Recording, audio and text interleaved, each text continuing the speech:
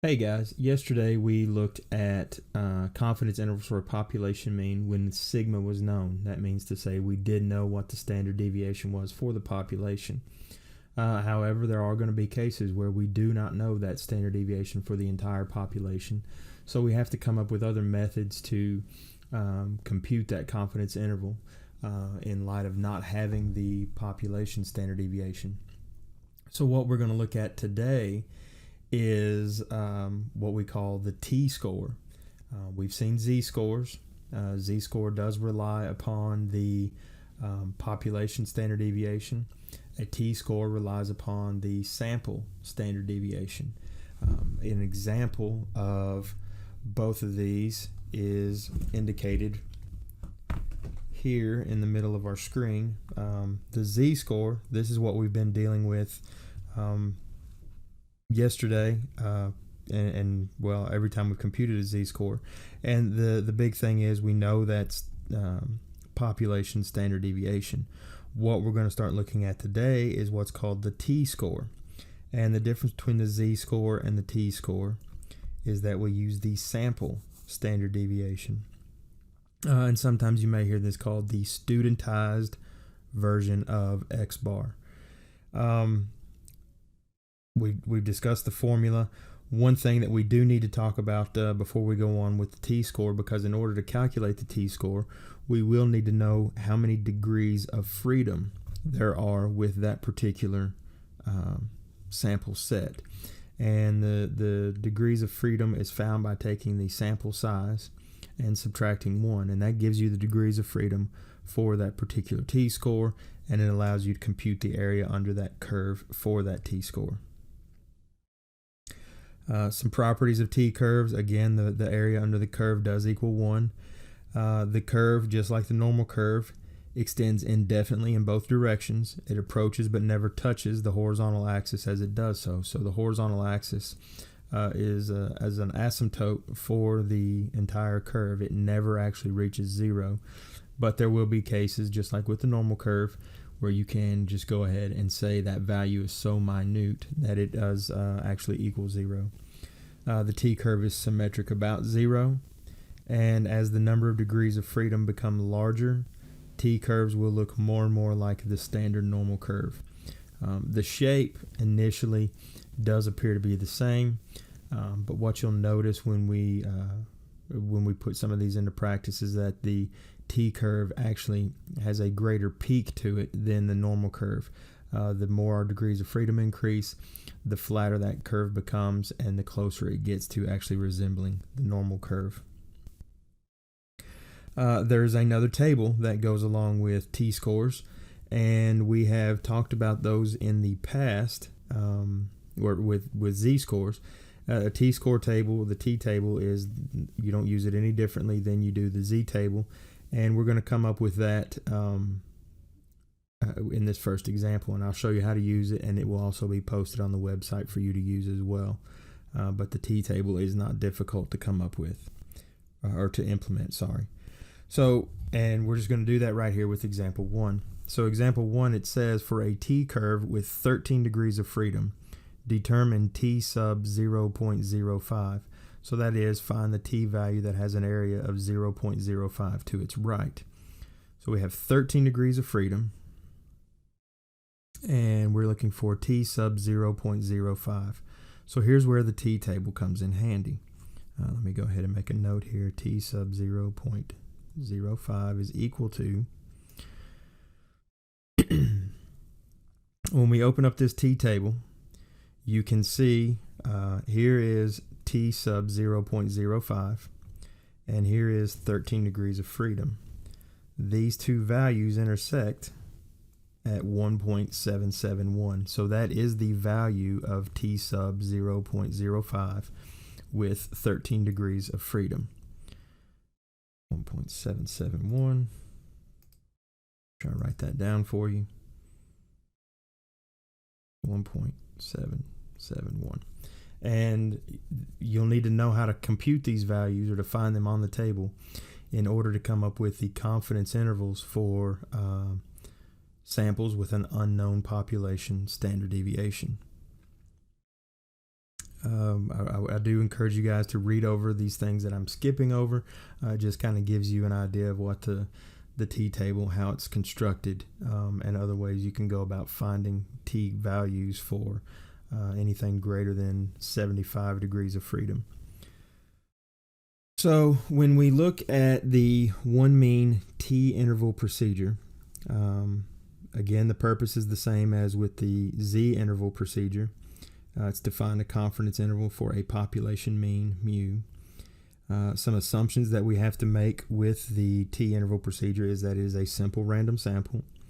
The population, it's a normal population or it's a large sample. One of the two criteria has to be met. And then number 3, sigma is unknown. So we do not know the population standard deviation.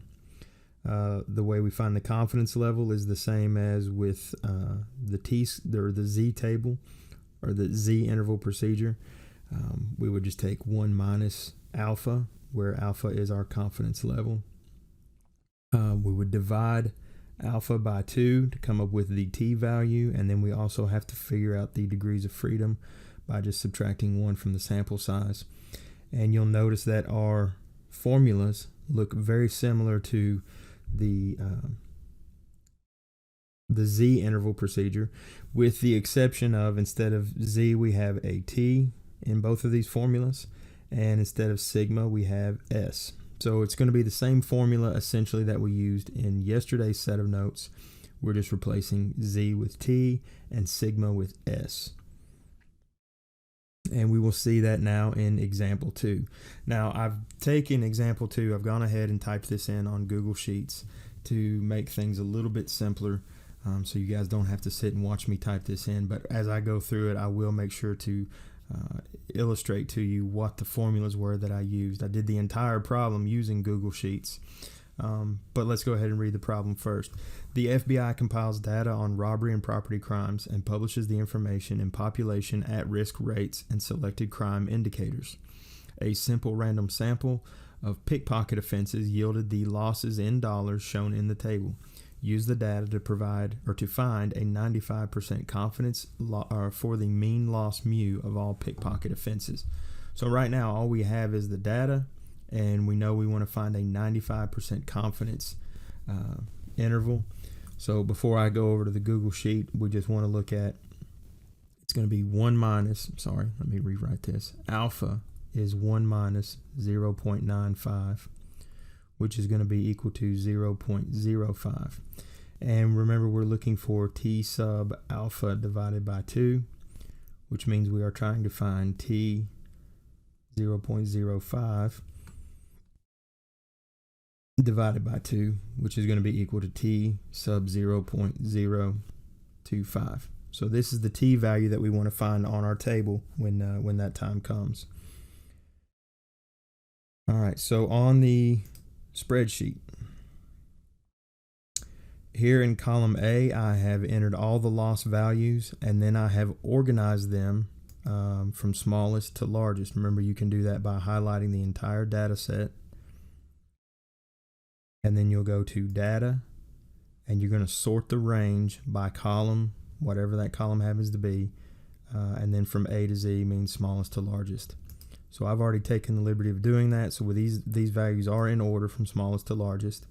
One thing I did after the fact was I put the normal scores. We've computed normal scores before. That's from the normal table. That's why you have to order the values from smallest to largest.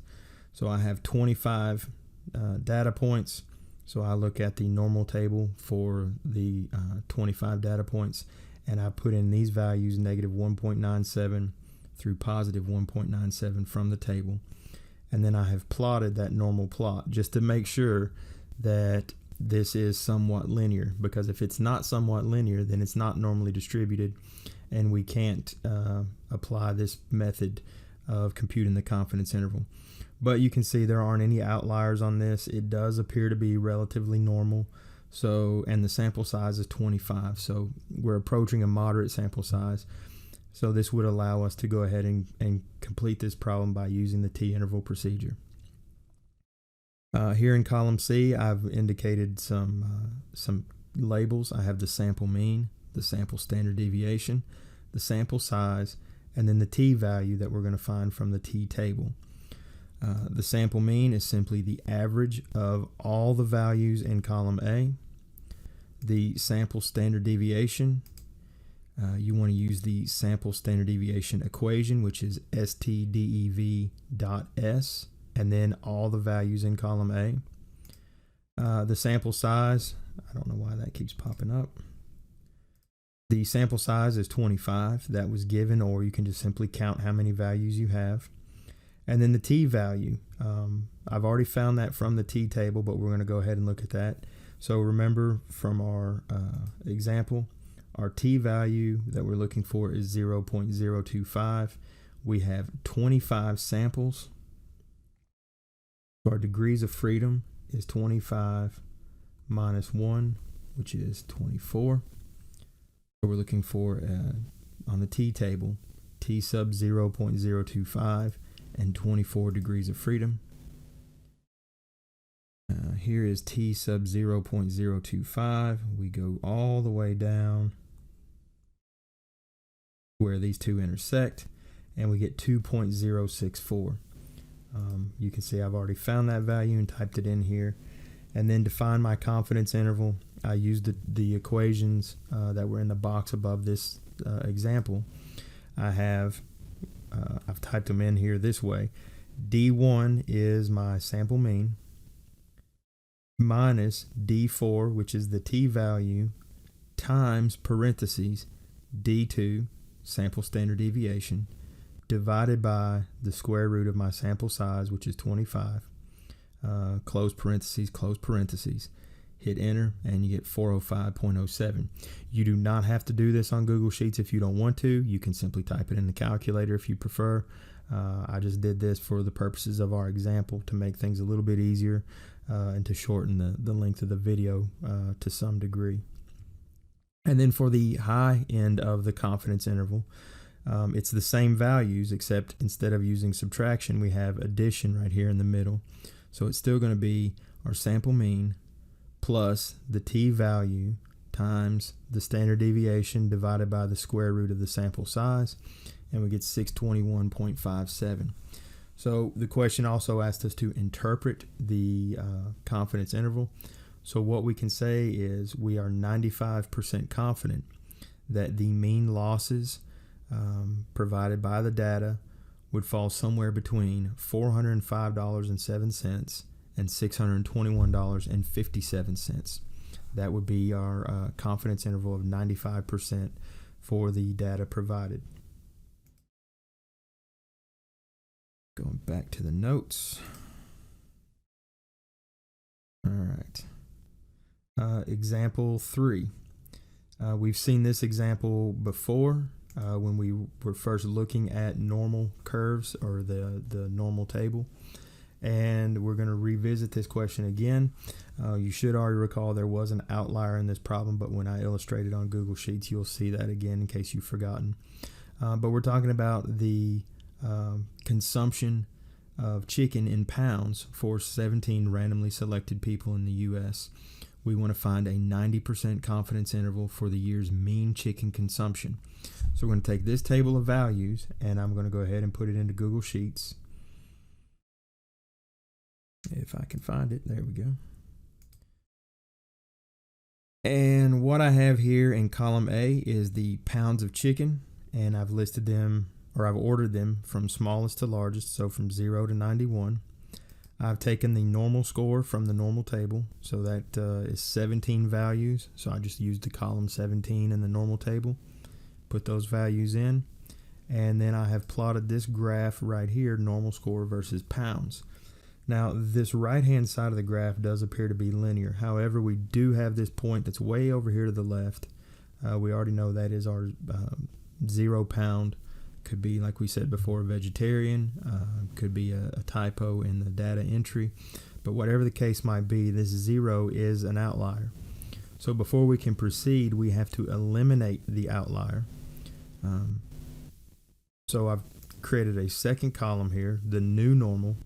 And I've ignored the 0 pounds. and I've listed out 16, whatever column 16 was in the normal table. I've listed those values in order, negative 1.77 up through 1.77, and associated it with the 49 through 91 pounds of chicken. And that gave me this second graph down here. We have no outliers now. The distribution does appear to be linear, so that means it is normally distributed. This is kind of hard to say we should use this procedure because the sample size is relatively small, but because the data is normally distributed, now that we've eliminated the outlier, we can use the t-interval procedure. So just as in example 2, I've created these headers: sample mean, sample standard deviation, sample size, and t-value. My sample mean was computed from the average of 49 through 91. We ignore 0 pounds because that was our outlier. The same thing for the sample standard deviation. Our sample size originally was 17, but we eliminated the outlier, so it is 16. And then so our t-value, we're looking at a 90% confidence interval. Go back here to the notes and I'll write this down. Alpha in this case is going to be 1 minus 0.90, which is 0.10. And then we're looking for t sub alpha over 2, which is going to be t sub 0.10 divided by 2, which is t sub 0.05. So, and our degrees of freedom, before I forget, 16 samples for our set that we're going to use minus the outlier. Subtract 1 and we get 15. So we have 15 degrees of freedom and a t sub 0.05 value that we're looking at in the t table. Erase this. So t sub 0.05, 15 degrees of freedom. We get 1.753. So we go back, put this back on the notes, and into Google Sheets. So there's where the 1.753 came from. So again, our confidence interval, our lower bound and upper bound, are found just the same as they were in example 2. It's going to be, in this case, my sample mean 67.125 minus the t-value times the sample standard deviation divided by the square root of the sample size. And then the upper bound is sample mean divided by, or minus, I'm sorry, sample mean plus the t-value times the sample standard deviation divided by the square root of the sample size. And what we get there when we interpret our solution is that we can be 90% confident that our population mean lies somewhere between 62.26 pounds and 71.99 pounds of chicken consumed in the U.S. by individuals per year.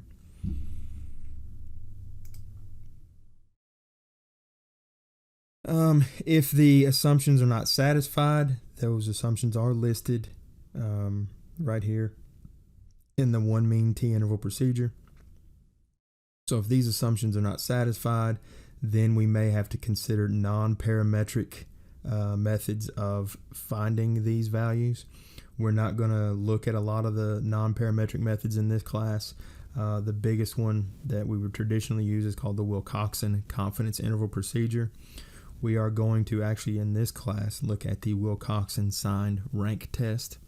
The Wilcoxon confidence interval procedure is a graduate level study, and it's easier to understand the Wilcoxon signed rank test without having to understand calculus to come up with the values. So example 4, we want to determine from here, we're talking about our IRS publishing data on income tax returns. And it says that we've taken a sample of 12 returns from a recent year. Which procedure should be used to obtain a confidence interval for the mean adjusted gross income of all the year's individual tax income returns? Well, when we look at this, we have a small sample size.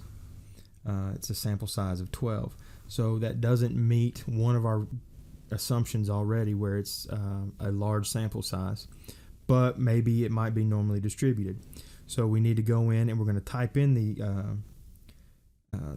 12 let's see, did I skip something here?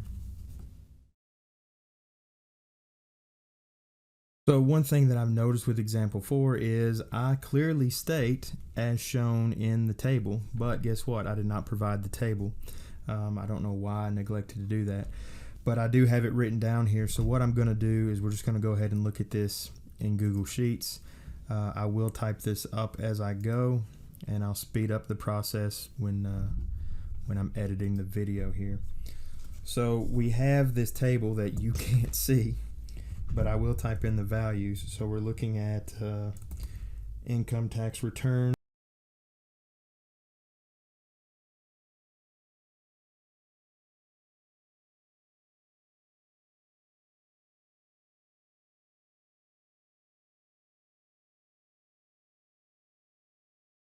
All right, so we've typed in our values, and now I want to order these from smallest to largest. So I'm going to highlight the values, sort range A to Z. My OCD just likes things to be, I've clicked the wrong thing. Like things to be centered, visually appealing in some way. You guys don't have to do this. And then I want to come up with the normal scores so that we can create the normal plot to verify whether or not this is normally distributed. We've already established that the sample size is too small. But if it's normally distributed, then we can go ahead and apply the t-interval procedure. So again, I'm going to type in these normal values, speed this up when I edit the video, and then we'll go from there. Okay, we're done typing in our values. I don't think I've ever typed that fast in my life. We want to highlight both columns. And then we're going to insert a chart. And we're looking at this scatter plot. So income is on the horizontal axis, which is what we want. Our normal scores on the vertical axis. This we can clearly see based off the way this data curves, if you can follow the mouse here, is not a linear distribution. So this is not normally distributed. So for the purposes of example 4, we would not use the z-interval test or the t-interval test because A, the sample size is too small, and then B, when we checked to see if the data was normally distributed, we found that it was not. So there we have a case where we do not want to use any of the confidence interval tests that we have so far. We would probably have to use a non-parametric test, just like I mentioned earlier with the Wilcoxon sign rank test or the Wilcoxon confidence interval test. The margin of error for a t-interval is going to be very similar to what we saw with a z-interval test. The z-interval was z sub, cross that out, z sub alpha over 2 times sigma divided by the square root of n. When we don't know what sigma is, it's going to be t sub alpha over 2 times the sample size or sample standard deviation divided by the square root of n. So that's the end of section or unit 2 for this class. There are your homework problems. Your test will be released on Friday. I don't know what time yet on Friday, but I will get it out as early as possible. Right now I'm looking at making this test due on Monday by midnight, or 11:59 p.m. on midnight, 11:59 p.m. on Monday. But that's going to be it. And then we'll start right back on Monday with more new content starting in Unit 3.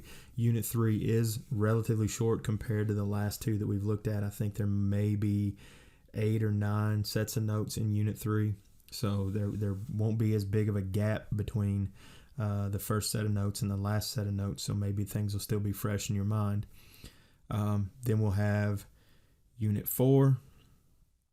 Another exam, Unit 5, and our final. And that's it. This class is over. So again, I hope you guys are doing great, and I will be talking to you all very soon.